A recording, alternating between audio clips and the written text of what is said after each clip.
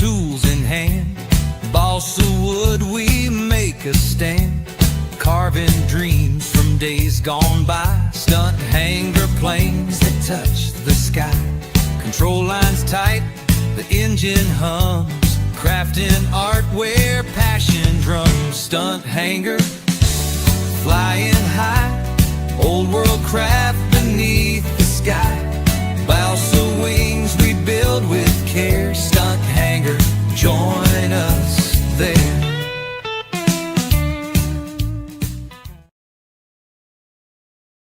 Well, we're back. Today I'm going to talk and show you the compression spar. Again, this is the most important. It's the heart of the airplane. It's the most important part of the plane. This is 1/8" basswood. Let's see, I had another one cut out. What did I do with it for the other side? Takes 2 of them. I'll need to sand this up real quick, but we're going to install this. Takes 2 of these sticks. It doesn't weigh much. I'd say this maybe is 2 grams. But if you put this in the airplane, you won't fold a wing. Okay, let's go here.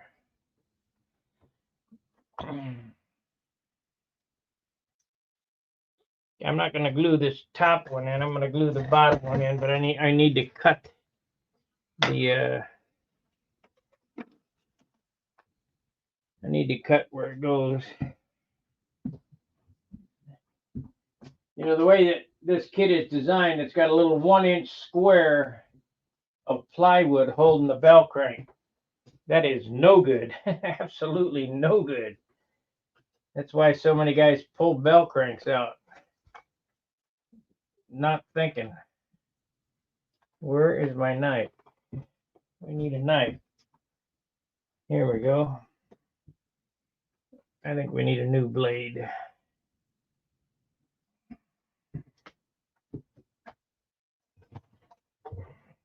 I'm going to show you something too about burnishing.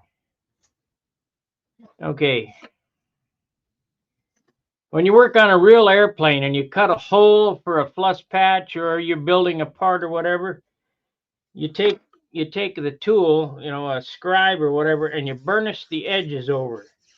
Well, obviously you can't burnish the edge over in wood with a metal object, but you surely can sand the wood round.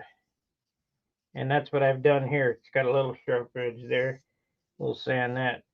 And what that does is when it's not round, it creates a stress riser and it could break.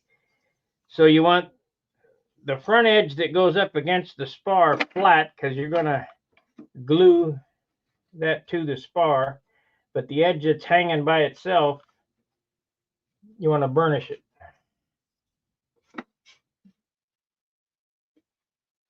So let's get a new blade on this. I'll cut that in there. I've shown this a bunch of times.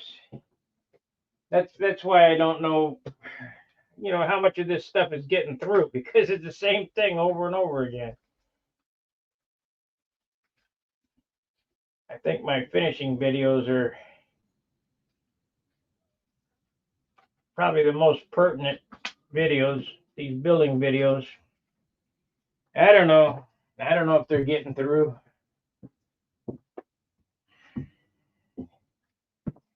Okay, we've got a razor blade and we got the knife here.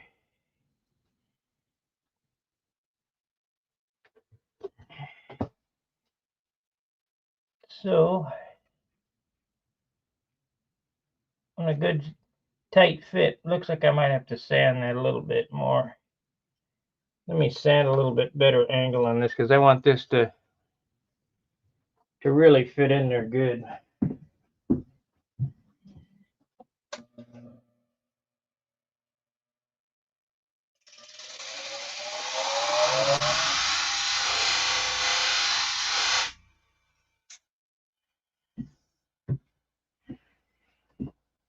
This basswood is just like hard balsa wood is basically what it amounts to.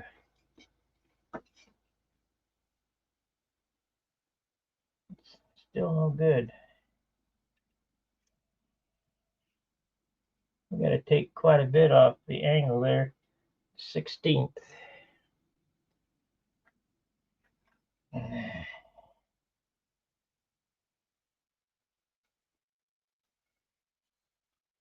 So let me get on it again.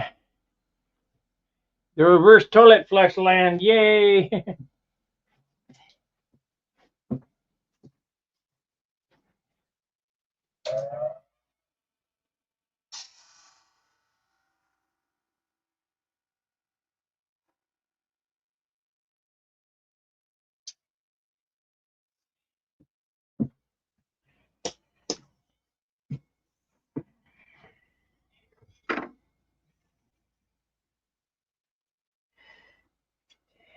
That looks good. That'll do it. That'll do it.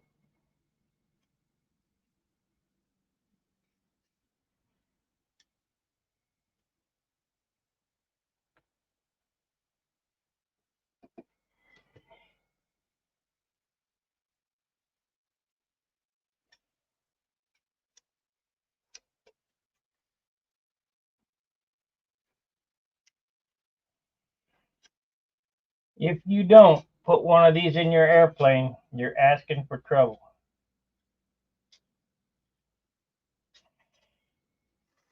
I don't even care if you're not doing suspended bell crank, which is the best system.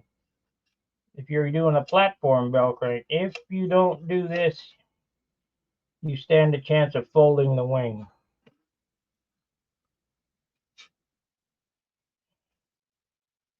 And you think they normally fold in the center, but it's not true.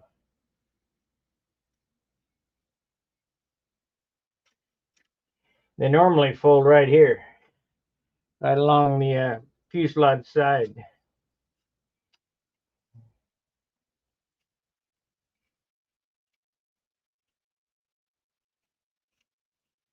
What happens is the guys try to sand the fillets in and dig the sheeting and cause a stress riser.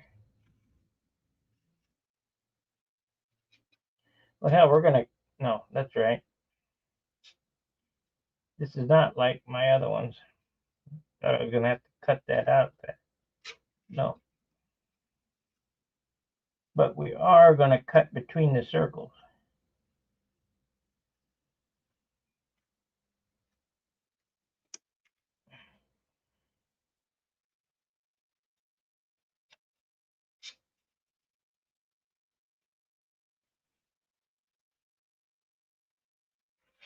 Yeah.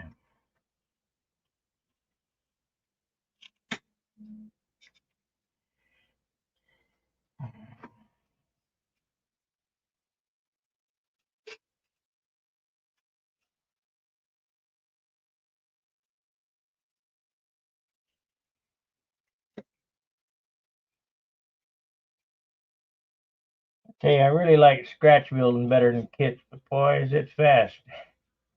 I have to cut shit.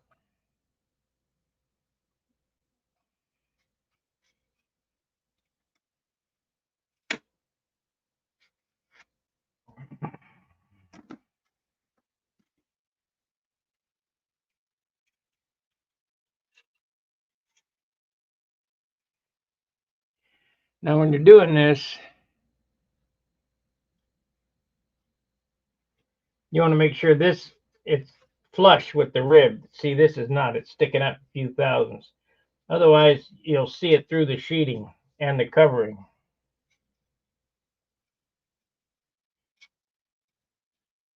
I mean, I just eyeball it.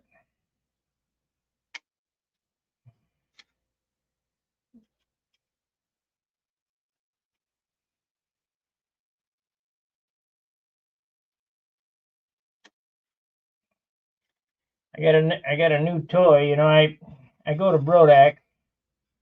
I go to the Nats. I need my computer at the field, but they don't have any electricity. So I have a generator. I worked on that generator in the garage, got it, cleaned the carburetor, got it running, got it to Brodax, and it would not start again. Well, I've had enough. I saw a guy at Brodax with an EBL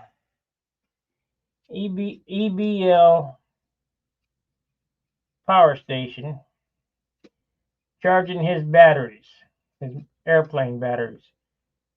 So I got one. They had a deal on it, a good deal, like 60% off. So it just came in today. It's over there charging. I'll show it to you. But I know it works for charging electric batteries. So if you want one, I should put it on in my store on Amazon.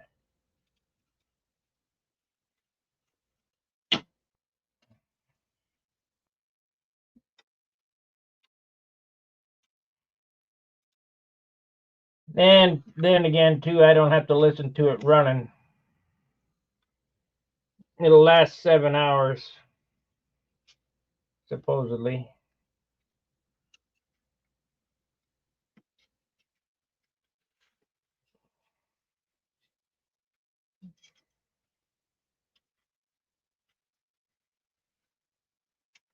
There we go. All right, we got that fitted.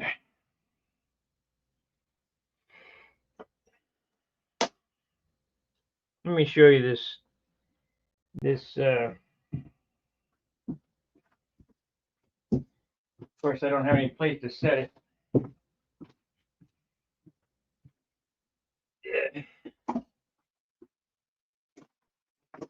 Yep, at 100% now. At 100%. I can't really set it up there, but it's pretty heavy. This is a 500 watt multiple purpose power station. Put it on, solar panel and all that nonsense. You could charge your phone on top wirelessly. It's got two 110 outlets for AC. They'll do 4 USB.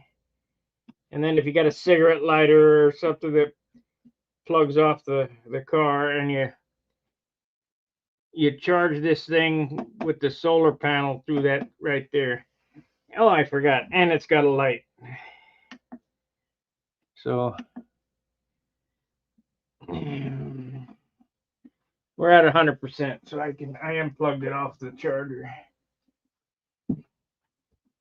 Charge it with a solar panel, charge it with your car, charge it on a home outlet.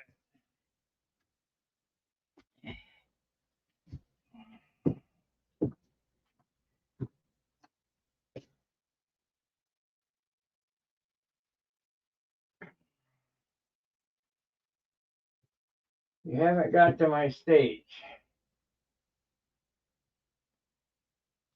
Yes, use those braces. Called a compression spar. Let me, I'm going to put an invite link in the chat. If you want to come in and talk to me, you can. Let's see here. Invite. Invite, copy.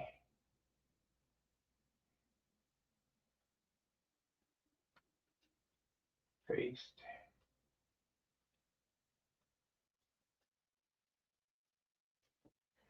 Click on that link. Come on in and talk to me. This is different than the Hangout stuff.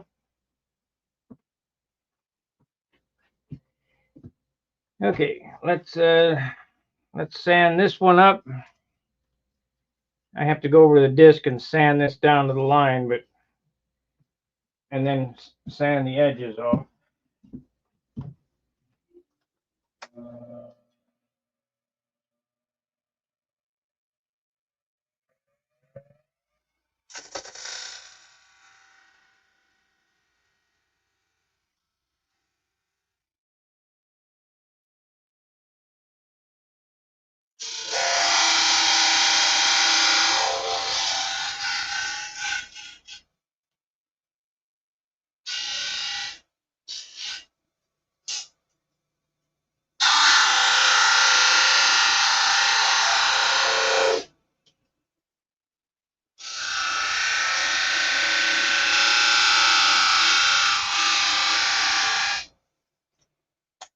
this is what the bell crank mounts to. I mean, it's the greatest. The hole gets drilled right through that and then through this side, and it's suspended. So let's get some sandpaper here. Remember, I want you to burnish the edges of this square edge here.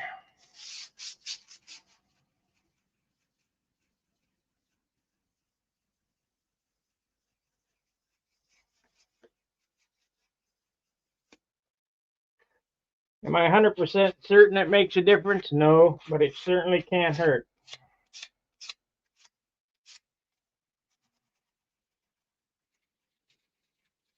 And it makes it lighter.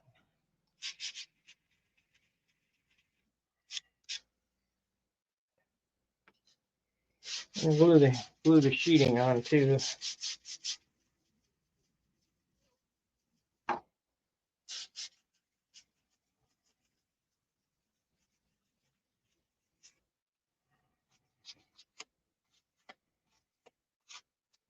Now, because this is laser cut, the bottom is a mirror image. So this should fit. Might be a little bigger, but yeah, we're gonna have to dangle that some more.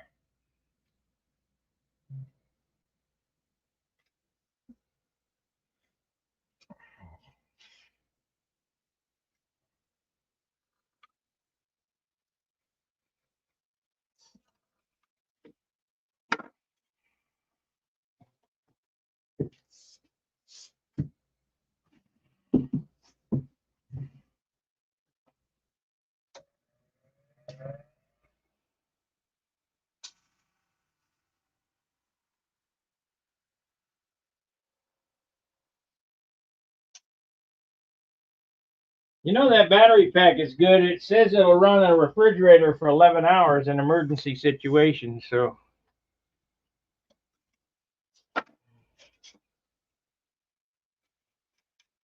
that's close.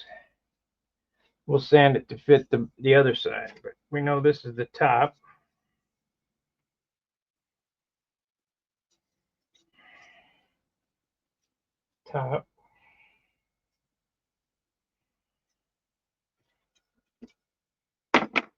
This gets epoxied in. We need to open up those two rib bays so the bell crank can pass through.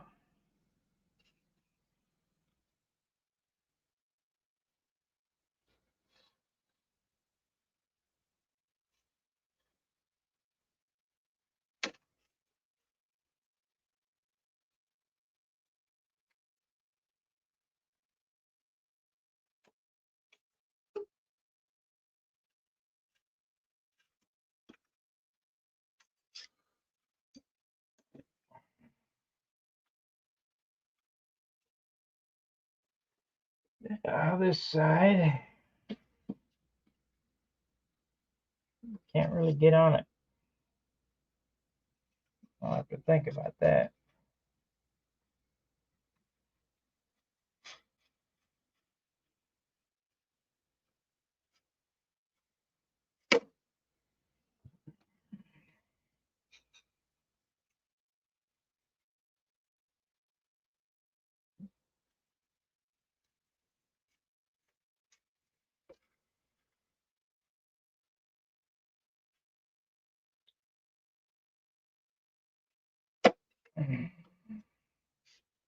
Today is piddly work day.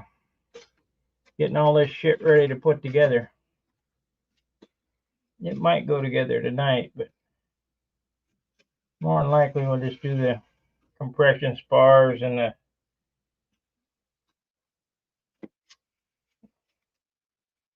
the shear webbing.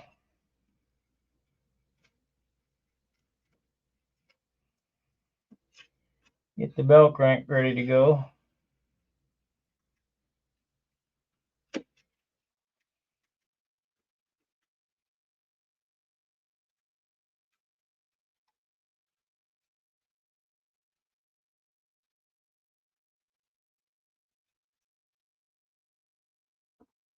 I will put that EBL power charger in my Amazon store after the video.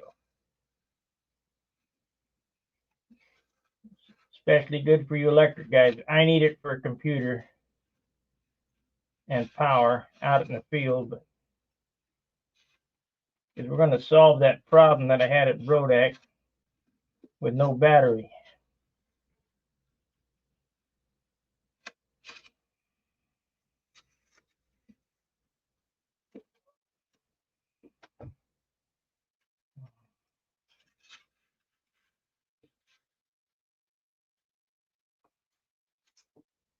Seems like every year is new challenges.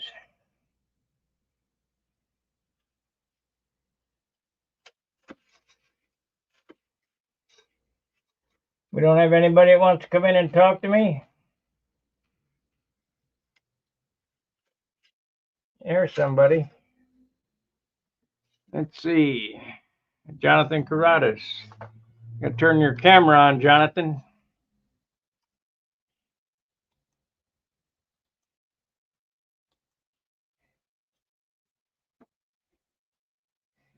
Turn your camera on so I can turn your picture on for you.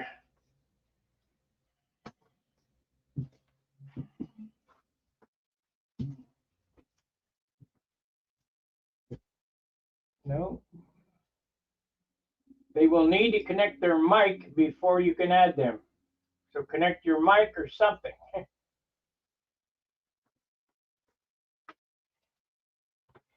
Of course, he's coming to me from the land of Kiwi. So maybe they got problems on the internet.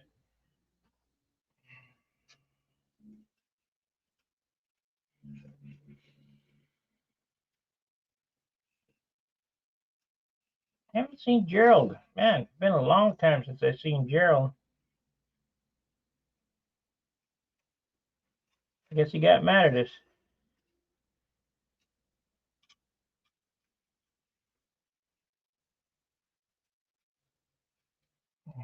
There's Jonathan. Let me pull him in here. Okay. There you are. Okay. Oh, gotta close that sound off there. Close that sound off there. You got a window open, Jonathan. Maybe they got problems. Fuzzy picture. You got an extra window open. That's gone now, I think.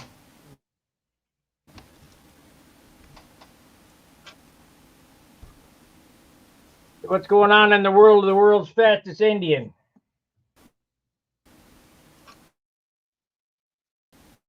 We got a bad connection. Can you hear me? Haven't seen Gerald. Man, what's going on? A long time since going on in the world of the world's fastest Indian? Yeah, we got a bad connection. Jonathan, I'm going to have to remove you because it's feeding back and looping. Try again. I can hear you. Jonathan, and looping. You got an extra window open. You got an extra window open. Okay. You can only have the StreamYard window Hang on open. a second. I'll try this.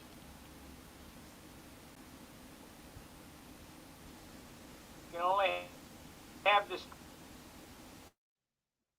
Yeah, you don't have enough bandwidth to run. Yeah, I don't know what to do. I'm not quite sure where I've gone wrong here. Close out YouTube. Close out YouTube. There, Jonathan. Let me. How's that? Is that better? You got to close out YouTube. Oh, you got to close that sound off there. Close that sound off there. Now I got to remove you because it's looping over and over again. Close out YouTube and come on back. Okay. Hang on. Okay. we'll try again when he gets it together there. Alrighty, so now I was working on shear webbing and compression spars. So this is he shows that he has it glued to the backside of these spars. It's not as good as what I'm doing. This is a little more difficult, but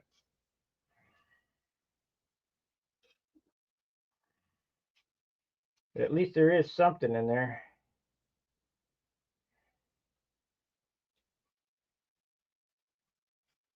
So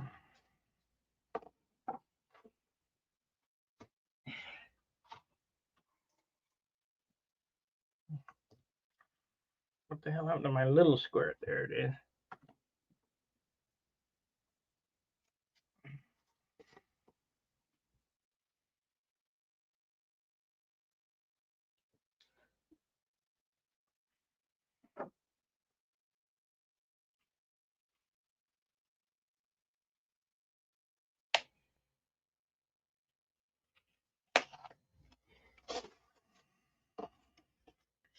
This stuff here is what takes the time, this little piddly stuff.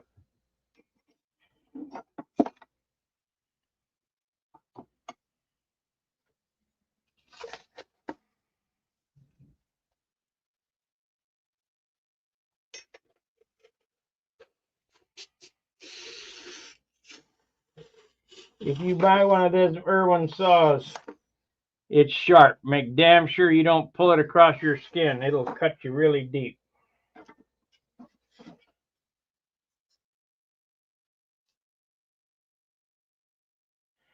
That was the best. I heard John talking. Sure couldn't hear him on this end. That was the best I heard John talking. Well, Bryce, I couldn't hear him on this end.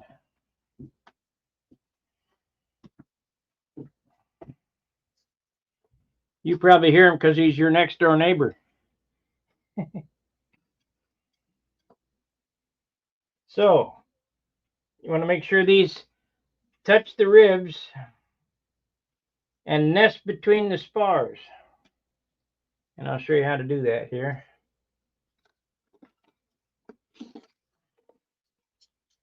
So it's a little, just a few thousandths.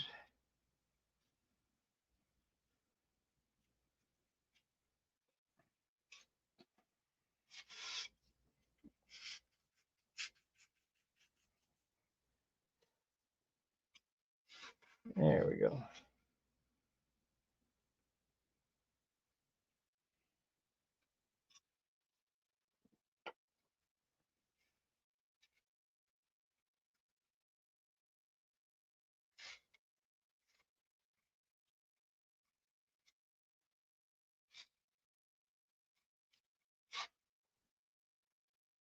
Okay.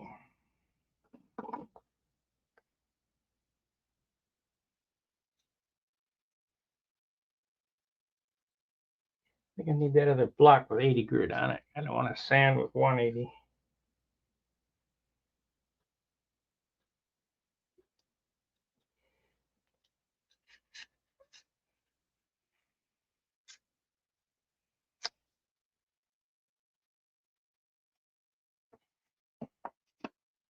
Make sure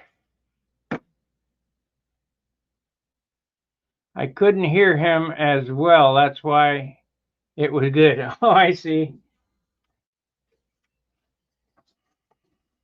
You want to make these exact fit.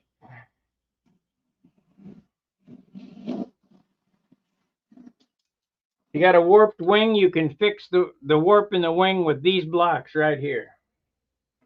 Of course, we're not going to have a warp in the wing because I've got this thing jigged up and I don't have any stress on it. I didn't force anything.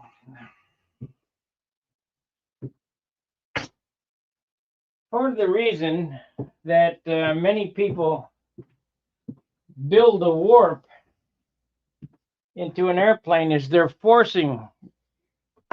I don't know what happened. You had a YouTube window open.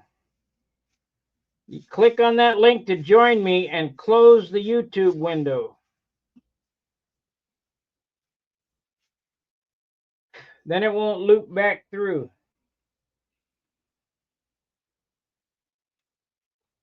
Now, see, like, this is a perfect fit in here.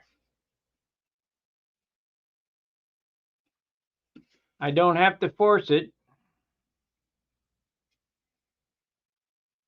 It just slides right in snugly without forcing. That's what you want. If you got to force it, you're doing it wrong. I'm a little concerned about that engine, that 60 that I just built, because the machining was a few thousandths off. I had to heat it and beat it to get the sleeve down in it. And that's really tightened the pinch up quite a bit. I'm hoping that it'll run out. But anytime you got to tap on anything or press anything or whatever, it should be just a slip fit right together. And I know better, but I don't have a lathe, so I just heated it up and tapped it down with a plastic mallet.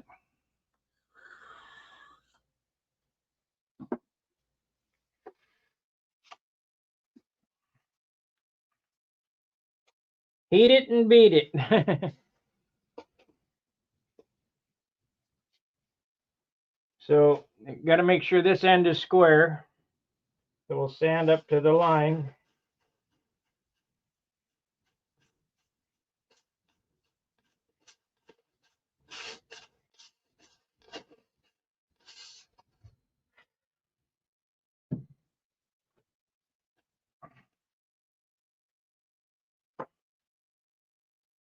This is what takes the time doing this crap.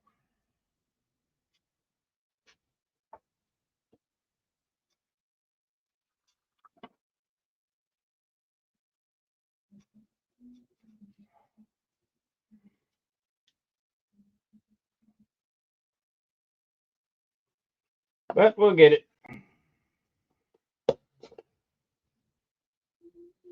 Well, according to Dan, for sure we're going to the Nats.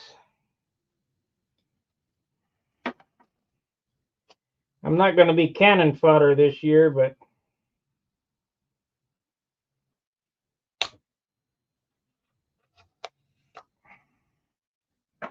they've priced their way right out of me playing. And I hear that from the other guy. Oh, it's cheap. Yeah, well, it's cheap if you got money.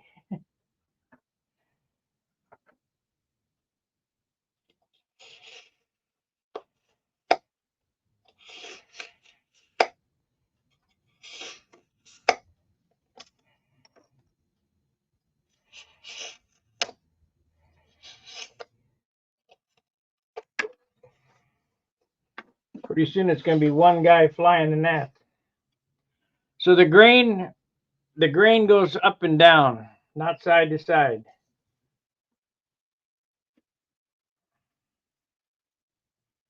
So we got it's a little tight.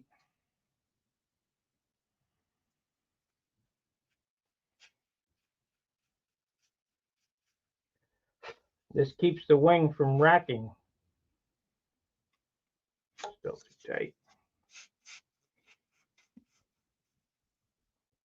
If you kind of want a machine fit, so slip fit, you'll feel it. You don't have to force it or nothing. Just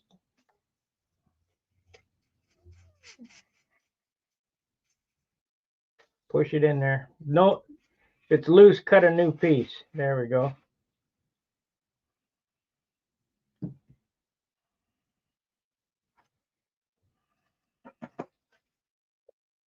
Okay, we're going to try it again. Turn your camera on. There we go. Add to the stage. You're feeding back again. You got a window open. You're feeding back again. You got a window open. Don't think so. Either that or you got the speaker right next to the microphone. Either that or you got the speaker right next to the microphone. It's only on my laptop here, both camera and speaker. Is that the laptop you use for video hangout? Is that the laptop you use for video hangout? Yeah.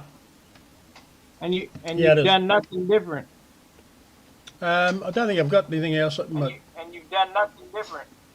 No, I don't think so. Let's have a look. Stream. No, I don't. I can't see anything else I need to close. Obviously doing something wrong. I'll guarantee something's open.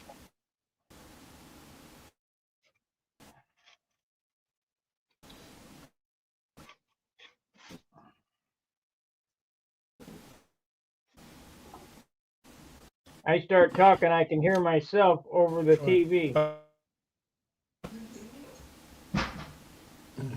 see if I get rid of this thing. What's that?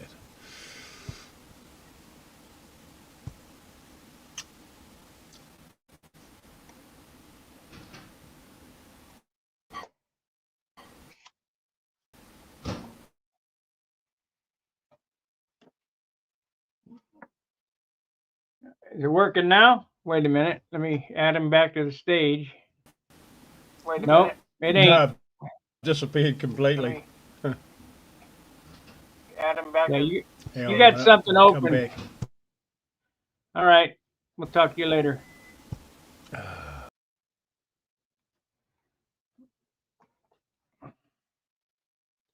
Yeah, I want people in there, but we can't have that feedback. This is not good. Let's see if you got it fixed again. Close it. No. You got to close everything out except for the window that you're talking to me on.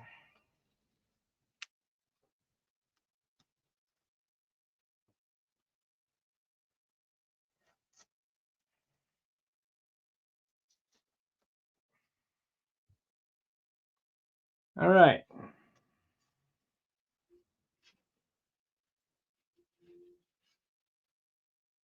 I can't even sand that one because it fits perfect the first time.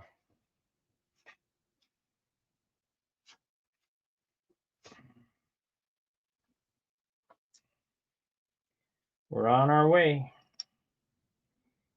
Now, normally I just put 3/16 out, if the wing is going to fold, it's going to be right here. It's not going to be out here.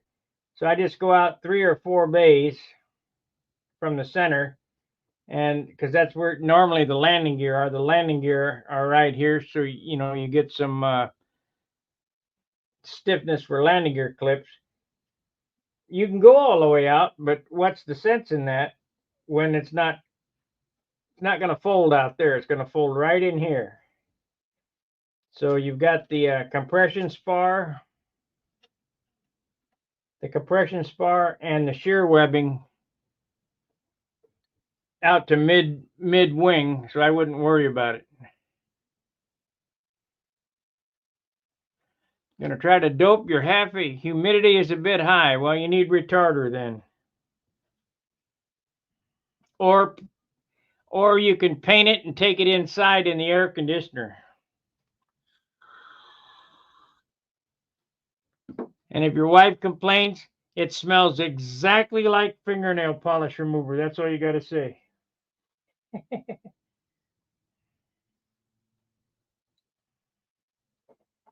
Because it's all lacquer.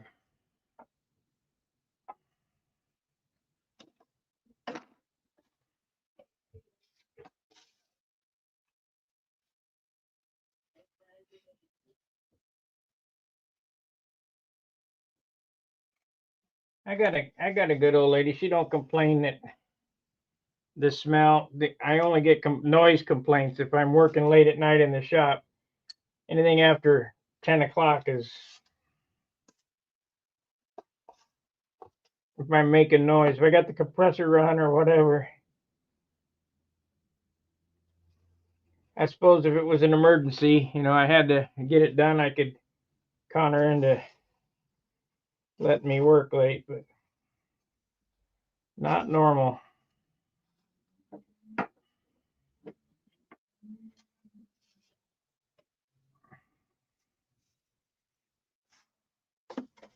This shop is right above the living room and the bedroom. And if I'm running that sander, it kind of vibrates the floor.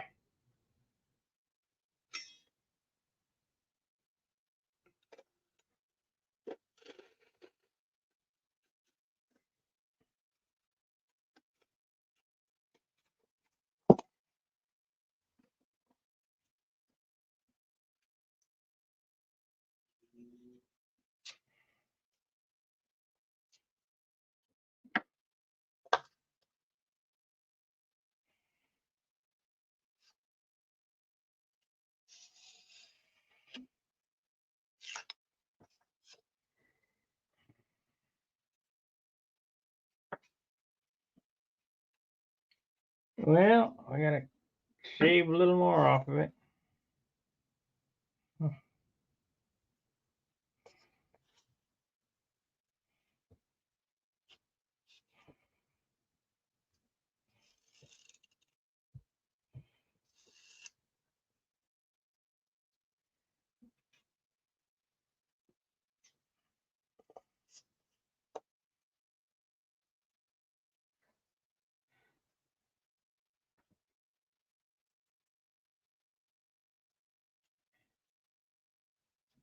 You know, this any square and a razor knife, if you learn how to use it, watch how thin a sliver I'll get off of that.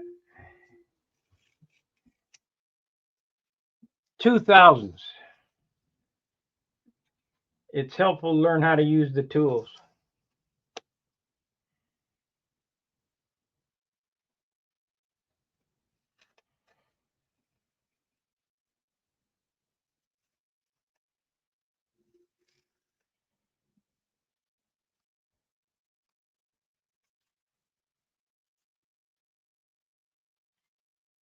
Hey, Manetly, how much I gotta go?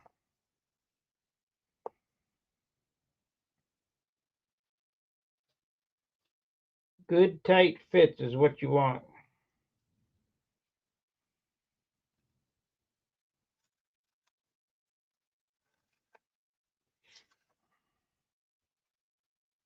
There we go. A little loose. Shit. Oh well. It'll be fine. One too many. Maybe I'll try that. And we'll put this one here. Yeah, we can do that. Let's cut another one. We got to cut them for over there anyway.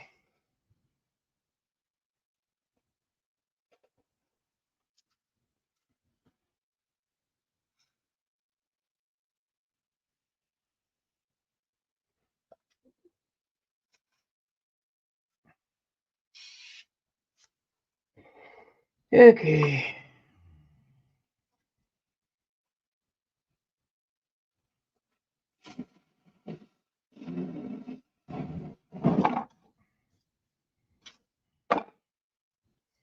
So we're going to use in this one, in one of these that it fits. Okay, that one right there.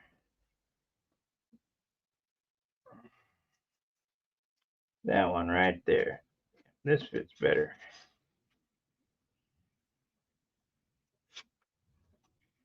Now instead of 2 swipes, we'll give 1. Shit.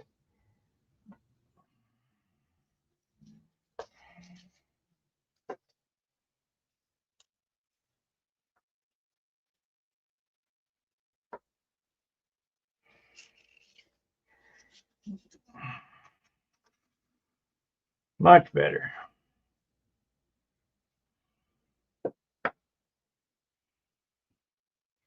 Much more better.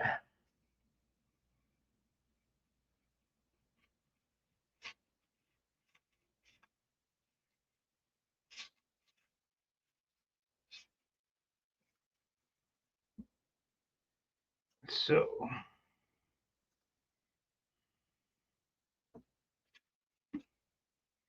I guess we can cut this big and sand it to fit.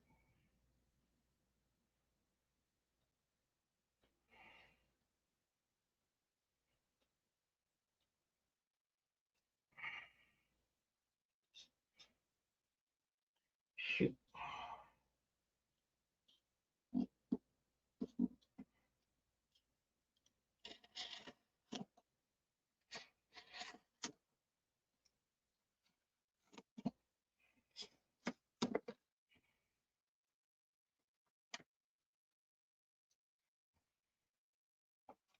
That is not going to fit with that lump on there. Hello.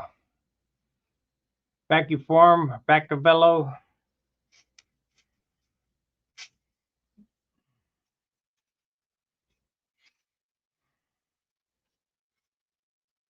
Okay, that's perfect.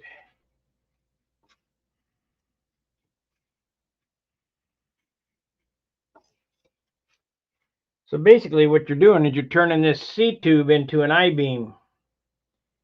Kind of. All right. We want to mark these. Where'd the pencil go? Let's use... Can't believe I don't have a good pencil. This is L1.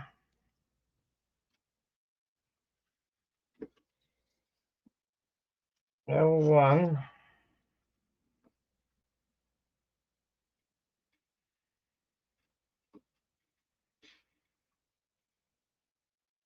L2.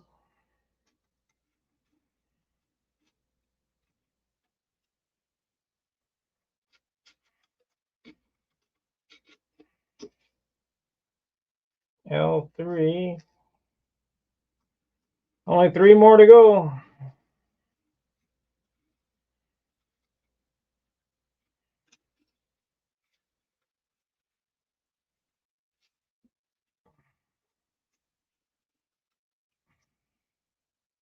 L4. Now you don't want to glue these in until the sheeting's on, so you can get in there and glue the sheeting down. Back when I was younger in the 60s, we used to build D-tubes.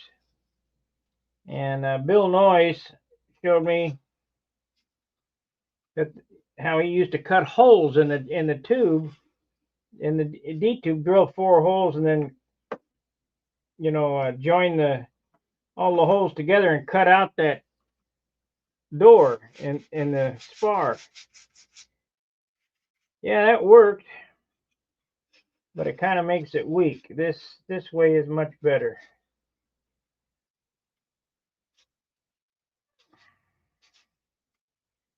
Next to I-beams, the C-tube is the easiest. I-beam is the easiest. The C-tube is second. Actually, a lost foam is C-tube. I don't know about the Millennial Wing. I built a few of them. I didn't really care for it. Shit, if you're going to go to that trouble, just make an I-beam.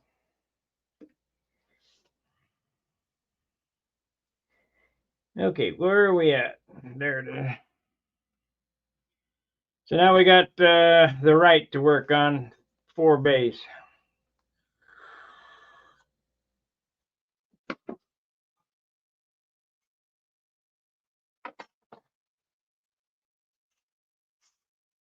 Kind of tight.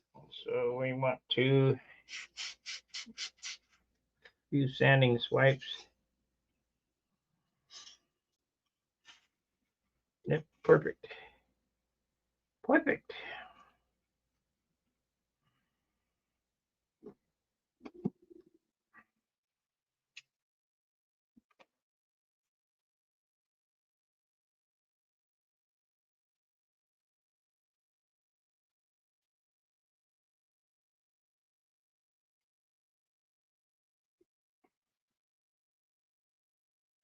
No, let's use a scale instead of that. It's easier to maneuver.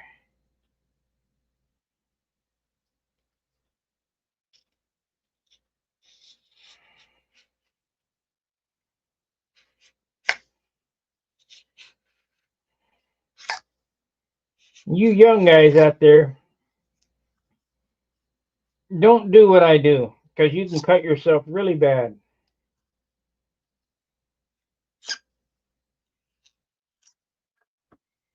I have a couple of days experience doing it.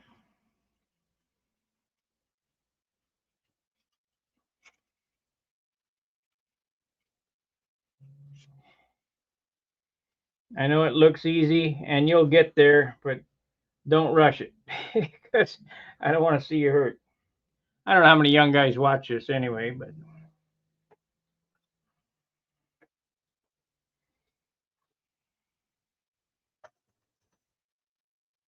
and some of you don't have good hand-eye coordination. Don't do it because you'll cut yourself.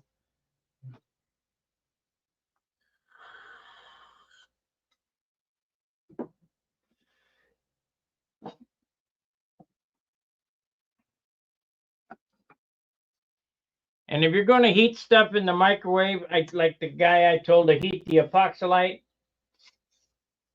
please, please realize when it comes out of the microwave, it's hot and you might burn yourself. So use some oven mitts or something.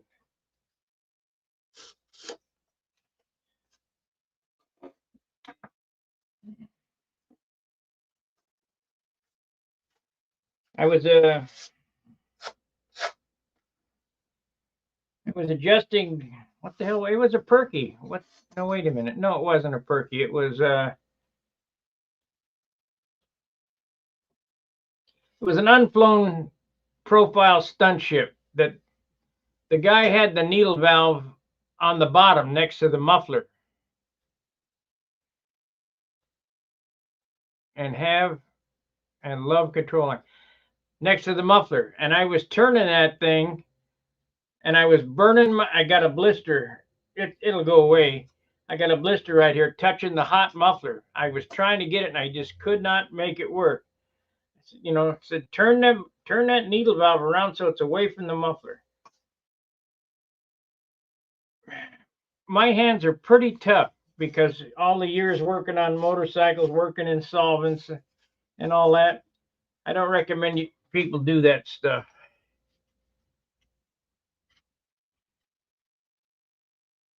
It's not good. We need 4 of these, so I got 3 more to do.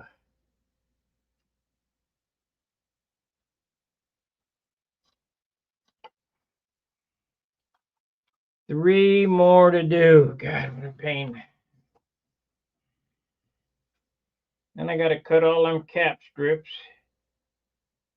because we're not using their wood, kit wood.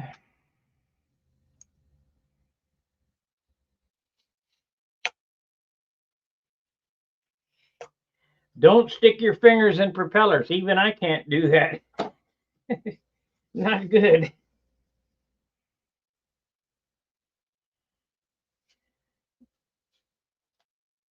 I mean, when you're twisting a needle valve from the backside, you know, I rub my knuckles up against the backside of the prop, but the way the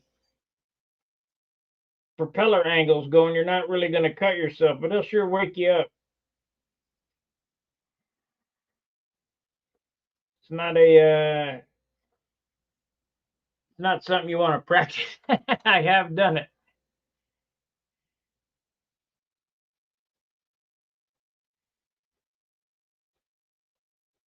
Yeah, some 20 years of working in a lumber yard and well, then you can attest to this. If you're using a saw, a router, bandsaw, table saw, router, whatever, a lot of guys lose their fingers on that stuff. Never take your eyes off the blade. Never. If somebody's in there talking to you, shut the machine off and wait till they're gone. Probably the biggest way accidents happen, being distracted.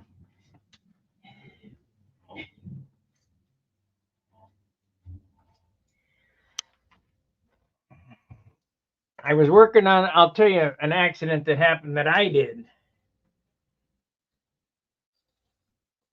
I was working on a Harley Davidson front hub. And they have a tapered screw in it that holds the disc on. And if in the shovel head days, if that disc has been on there quite a while, it's impossible to get off. So what you do is you heat it cherry red with a torch. And then you take an handheld impact driver and I think it's a quarter, it could be a 5/16 snap-on socket Allen, and you twist it and then you hit it with a hammer. Put it in the vise and hit it with a hammer. Well, Kevin, my serviceman, I was over there doing that job, and Kevin, my service manager, was yelling at me because some customer wanted to talk to me or what, and I took my eyes off that. Impact for just a second, and I came full swing down on the top of my hand right here with a double jack. It's a 3-pound sledgehammer, short handle.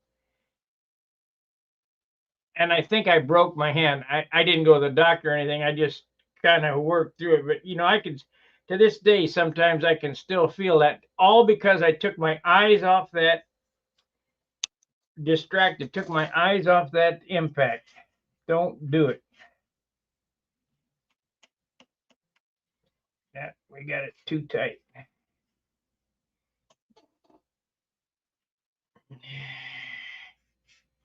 Yeah, I couldn't hardly use that hand for a month.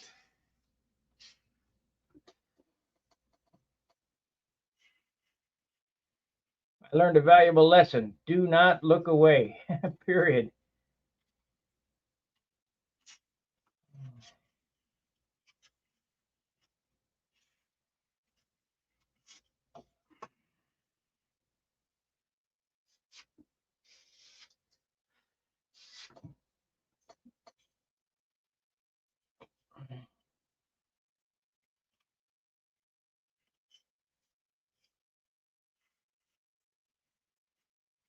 There we go.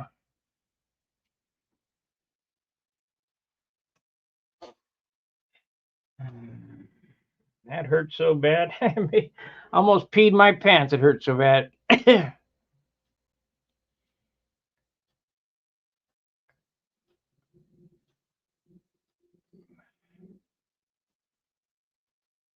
We had at Devers we had a 24-inch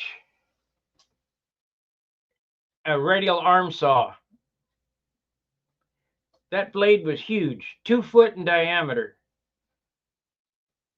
If you have sleeves, if you look back in the old days, they used to wear ties as machinists and aprons and long sleeves and all that shit. Don't do it. I can just imagine getting caught up in that saw blade with a tie or a sleeve or something. We had an old drill press that was back when they had the overhead pulleys. It had big time torque. Of course, it was converted to an electric motor, but it still was on a belt, a leather belt. And it had big time torque because we're drilling through, a 1-inch or 2-inch drill bit through 1 or 2-inch thick steel. So you need a real torquey drill press. And that thing would catch and about lift you off your feet. Just let it go and stand back. Shit.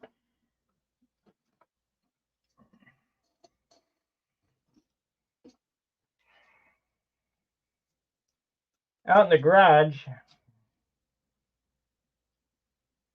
I got an old Craftsman 1/2-inch drill. It's gear reduction, and I got a 1/2-inch drill, hammer drill, and all that. It has no power. My late model Craftsman hand drill has no power compared to that 1950s all aluminum bodied Craftsman drill. That thing will drive 12-inch long 1/2-inch screws in the, it's so torquey. If it gets caught, you're going to lose a hand. I don't know. Two guys got to use it. Let's see what this is. I was taking an oil plug off of Cummins, and a 15 slipped off the plug and hit me between the eyes. Blood for hours, and I just lucky didn't knock you out.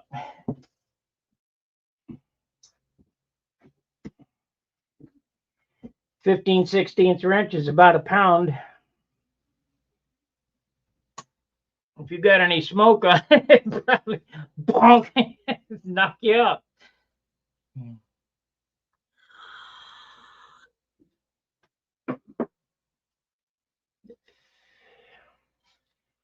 I know about tools. I got lots of tools.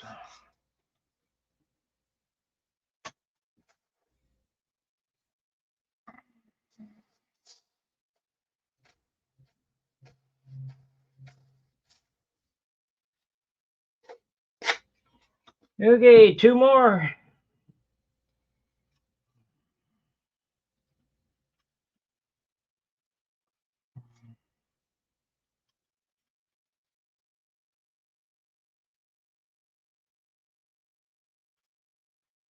Two more.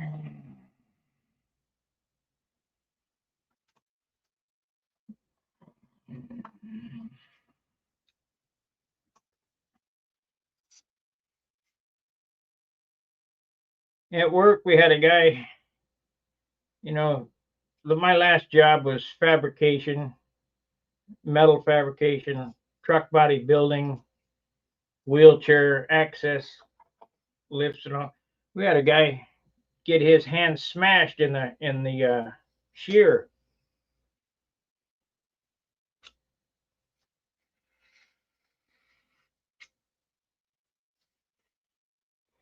Well, I'd sure hate to get your hand caught in the brake. You should have seen that brake. It was about 10 foot long. I know, yeah, it was 10 foot because we could put an 8-foot sheet in there and still have, maybe it was only 9 foot long. But anyway, air over hydraulic brake, and it would bend 10 gauge steel, 8 foot long. So it's got some smoke. Well, I'd sure hate to, when you step down on that pedal, I'd sure hate to get my hand caught in that thing that holds the metal down.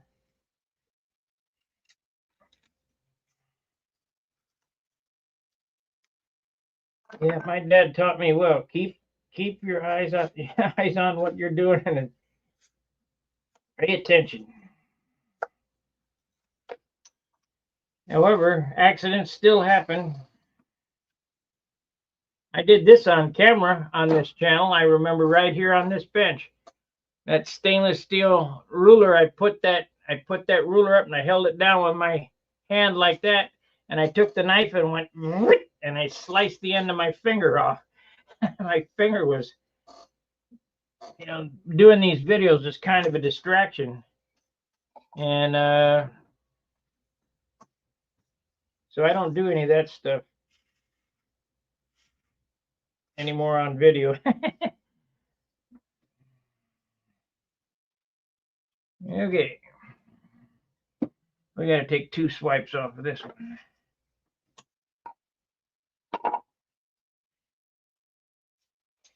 I'm out there in the garage sawing up motor mount material or whatever on my table saw.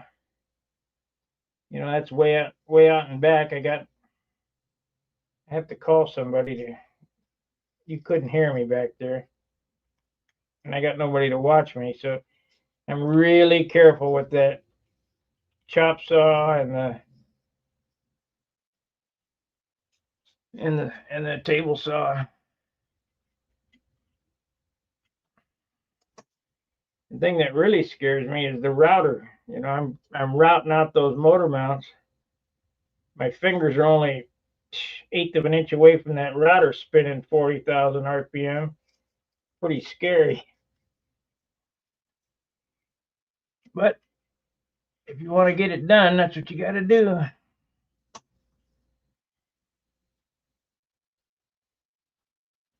I suppose there's probably a safer way, but I just don't know what it is.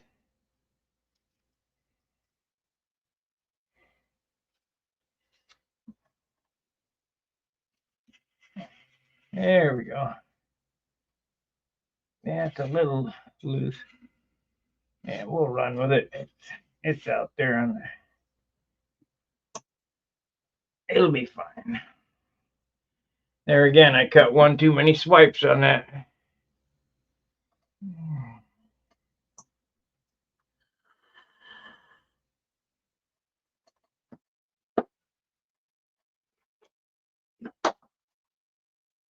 Oh, we're not. It's only a 64th off. I'm not going to worry about it. We'll just add some glue in there.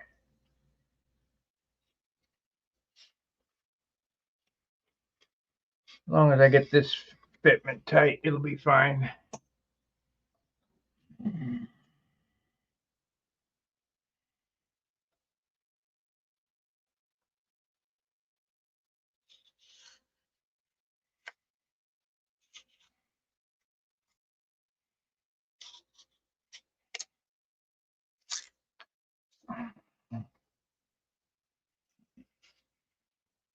What happened there? Well, it won't be fine because I cut it too short. Shit. Oh well. Cut another one. Talking about crazy shit, not paying attention.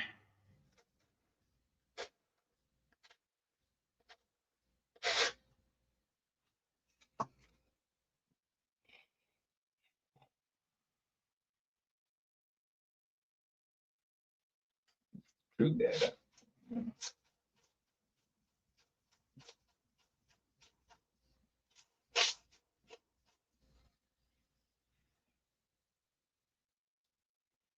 I'll tell you what really gets me with tools is, I don't know whether I told this story or not.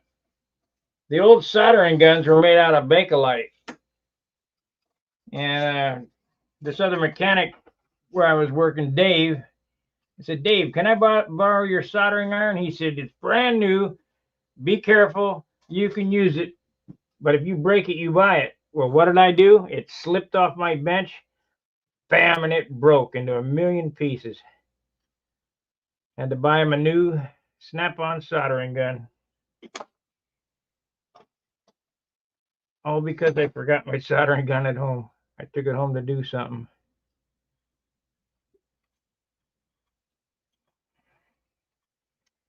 Okay.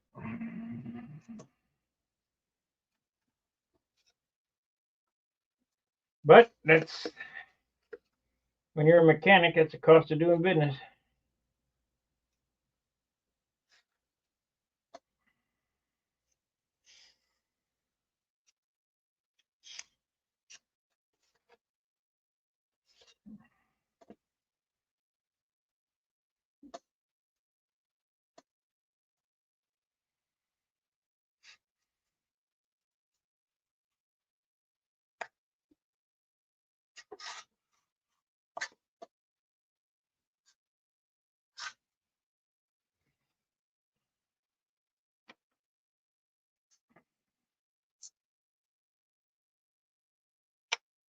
In our hobby shop,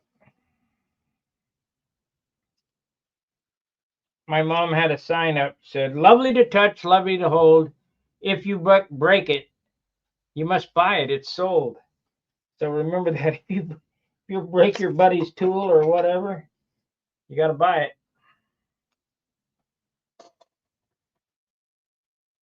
It's yours. Okay, that fits better anyway.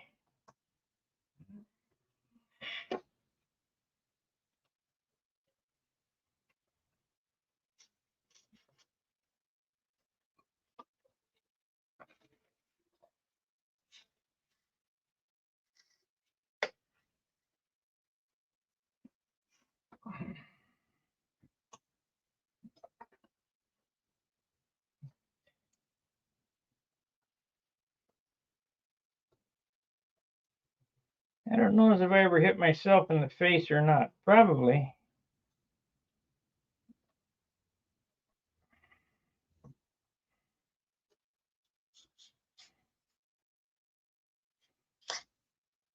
Just one of them things that happens when you're mechanicking.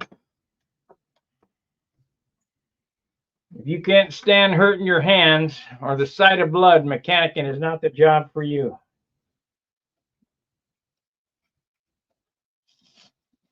Because you cut yourself, you gotta keep right on moving. You tape it up, put glue on it, whatever, and keep going.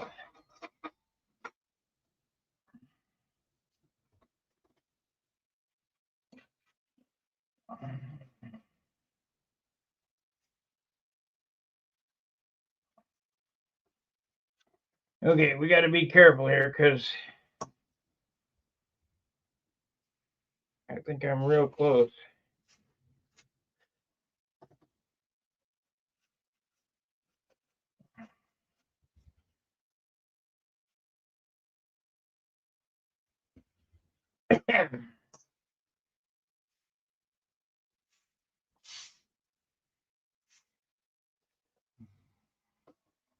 I think that hammer trick I did was the worst thing that ever happened. Boy, thinking about it, my hand just aching as it is.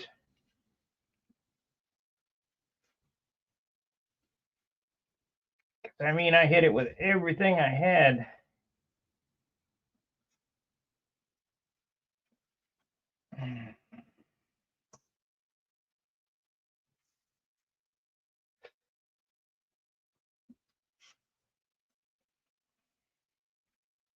There we go.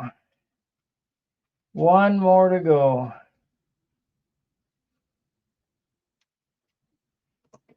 Okay.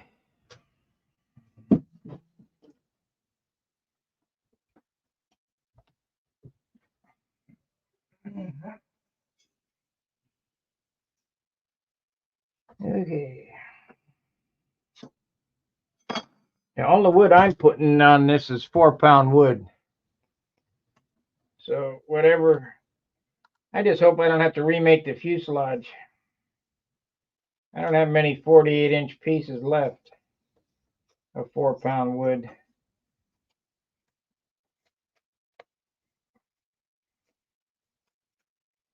And I only got one piece, 1 inch by 3 inch by 36, 4-pound. And that's for leading and trailing edges for my next beamer.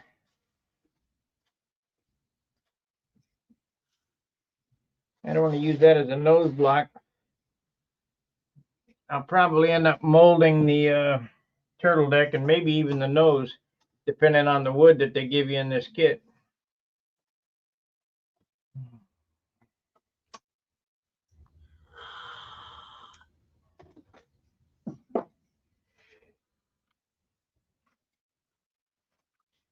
Well, I've had a pretty good crowd today, 13, 15, whatever, I don't know. I'm making no money, but if this content helps you, please consider buying me a cup of coffee or whatever.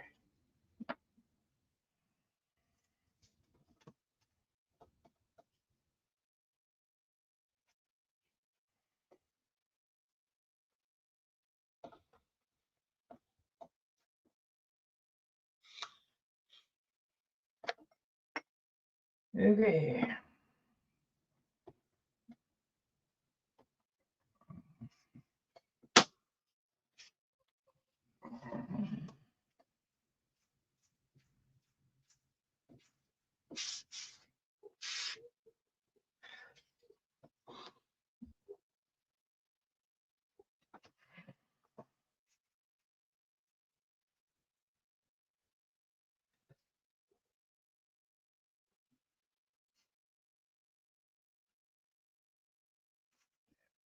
A little bit.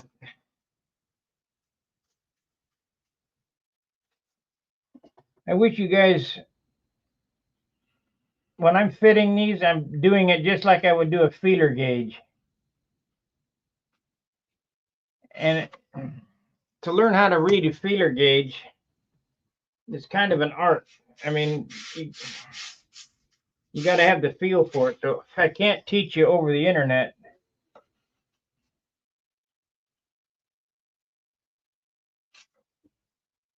if my cylinder to piston clearance is 1.5 thousandths.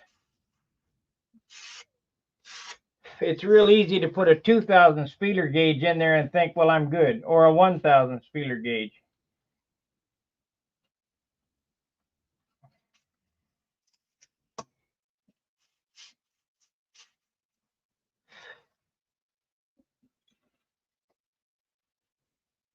There we go.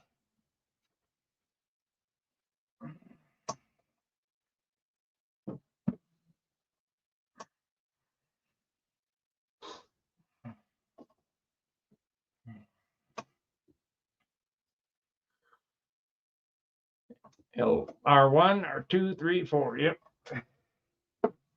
We got it. So you guys listen to my stories through, it's been an hour and a half, hour and 45 minutes. But we're on our way. This and the sheeting and mount the bell crank and we're good to go. I need to open those up too so the bell crank can swing.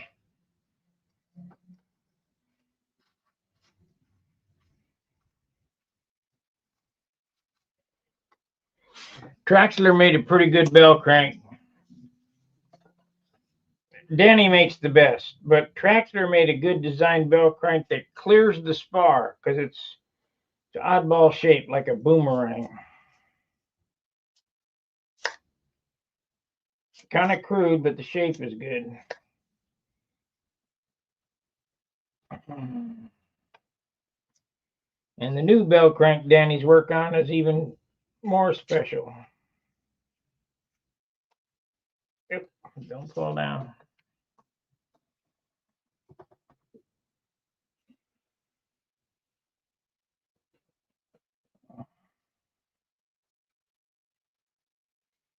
Okay, it don't fit. Why? I have to sand it again.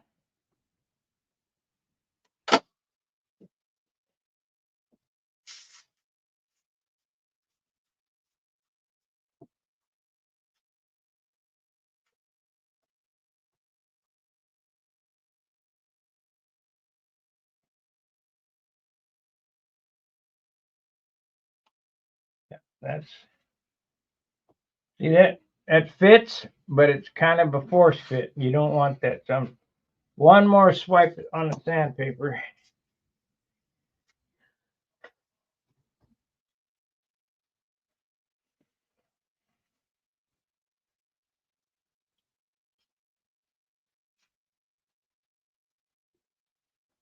That's good right there. Okay.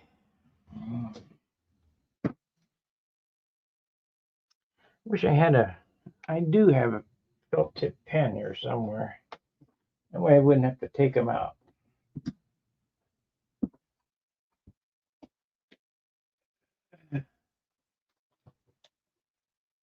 Yep.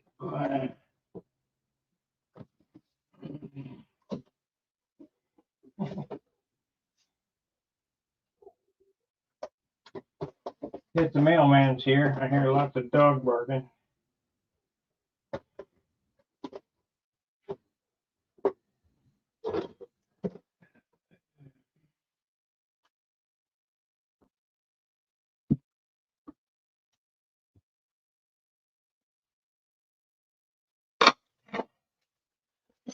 We need this to be opened up here for bell crank clearance. So this is R1, R.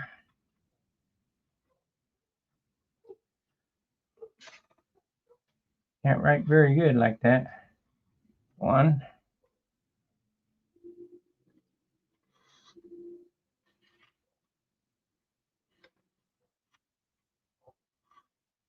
R2.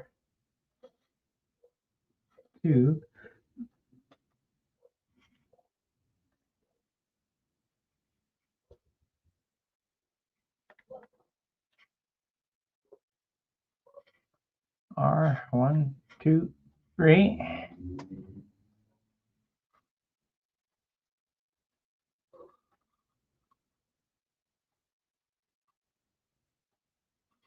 R.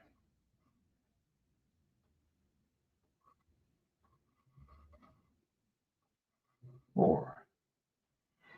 We use Roman numerals. It's a lot easier to do. Okay, so we want this side. We got to cut out.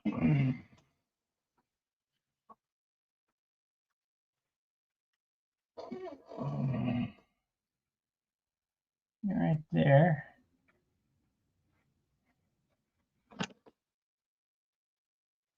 Okay, that's enough.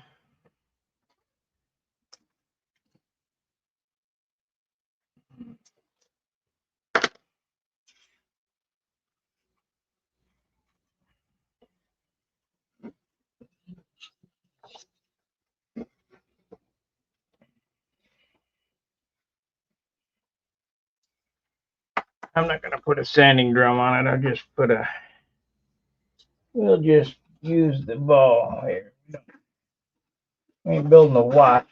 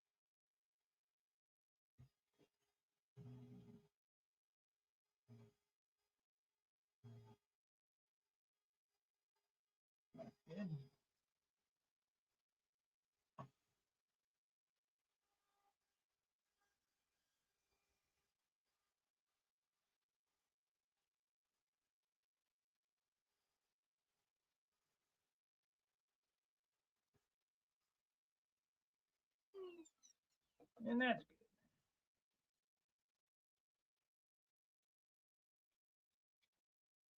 I think we got enough swing in there now.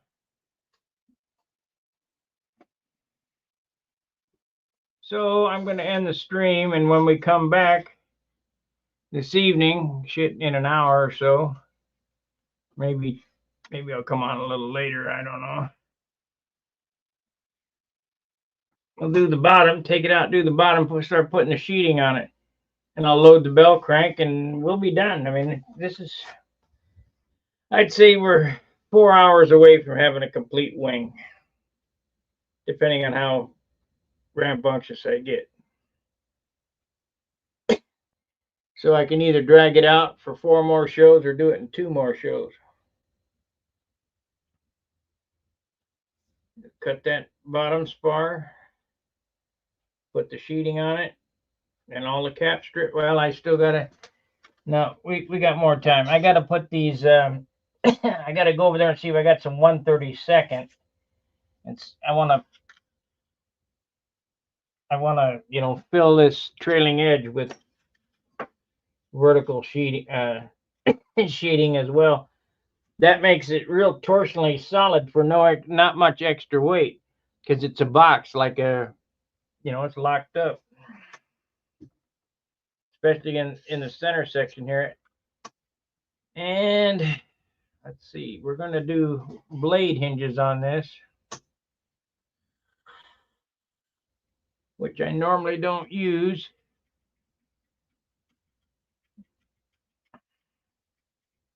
But I kind of want to make this as we did in the 90s.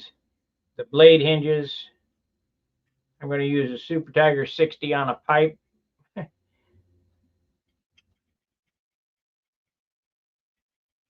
Maybe, depending on the weight, where the weight falls.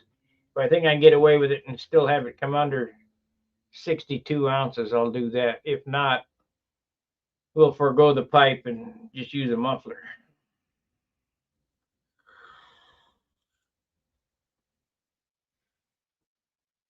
I've got to rework this nose right here, because we're going to make a nose box for the tank.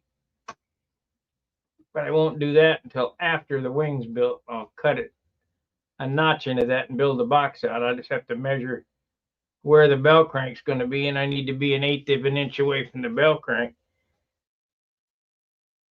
for you electric guys, that's important to do. Move that battery all the way back, because that weight is ridiculous. That 10 ounces of solid lead in the nose. And if you think about it, you got 60. Well, you got more than that, because that ESC weighs an ounce and all that wire weighs an ounce. So there's 2 ounces plus the battery. That's 10. That's 12, and 6 ounces for the motor. That's 18. 1 for the prop and spinner, 18. You got 20 ounces of crap right in the nose. I mean, it's terrible. Of course, when we take off on the ground with a glow motor, we're right there with you. But come the end of the pattern, when you want to get the weight off the nose and the last turn of the hourglass and the overheads and all that, you know, Bob Hunt talks about it being an advantage of the CG not shifting. I think it's an advantage to have it shift, but I'm not a world champion or whatever, so my opinion doesn't count, I guess.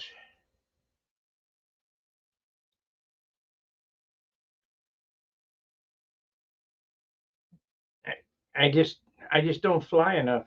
I mean, like right now it's windy as hell out there, but this morning it wasn't bad. But I had to wait for FedEx because they wanted signature on that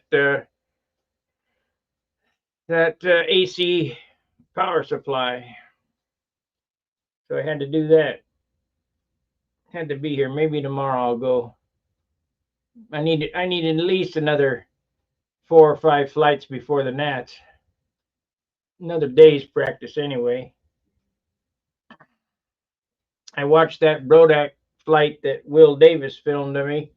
Shit, I missed the first turn or second turn of the reverse wing over. It was like a roller coaster, plus it was high. And the squares weren't square, they were rectangular. The rounds look okay.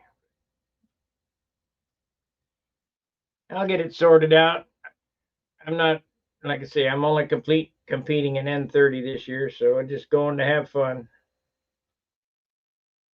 They priced their way right out of me entering that.